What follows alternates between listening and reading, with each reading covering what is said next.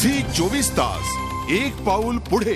खर्च उचलण्याचं जरी सरकारचं म्हणणं असलं तरी कुठेतरी कायदा आणि सुव्यवस्था ही कमकुवत आहे आणि म्हणूनच गुन्हेगारांना भीती राहिलेली नाही। त्यामुळे ती मजबूत करणं आज खरं तर सरकारसमोरचं मोठं असं कार्य आहे।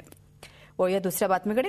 राज्यात देशात महिला असुरक्षित आहेत आणि त्यांच्या सुरक्षिततेसाठी सरकारने कडक कायदे करावे या मागणीसाठी आज औरंगाबादेत राष्ट्रवादी काँग्रेसच्या युवती संघटनेनं जोरदार घोषणाबाजी केली। यावेळी दिल्लीत झालेल्या बलात्काराच्या घटनेचाही निषेध करण्यात आला आणि दोषींवर कठोर कारवाई करा अशी मागणी करण्यात आली आहे। तसंच महिलांवर अत्याचार रोखण्यासोबतच महाराष्ट्र राज्य छेडछाड मुक्त करा अशी मागणी या तरुणींनी केली आहे। महिला आता अत्याचार सहन करणार नाही, प्रसंगी अत्याचार करणाऱ्यांना त्यांच्याच भाषेत उत्तरही देणार असा सूर सर्वच युवतींनी लावला।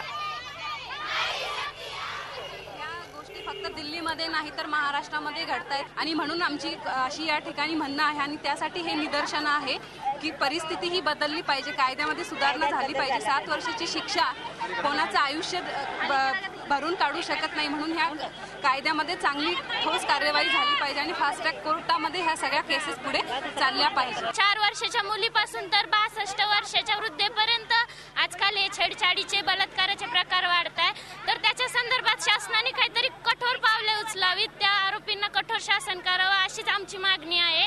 आणि प्रत्येक महाविद्यालयाच्या परिसरात तसेच विद्यापीठाच्या परिसरात विशाखा समितीची स्थापना करण्यात यावी असं आमच्या मागण्या आहेत आणि त्याच्यासाठी आम्ही आजचं निदर्शन करतोय। झी 24 तास एक पाऊल पुढे।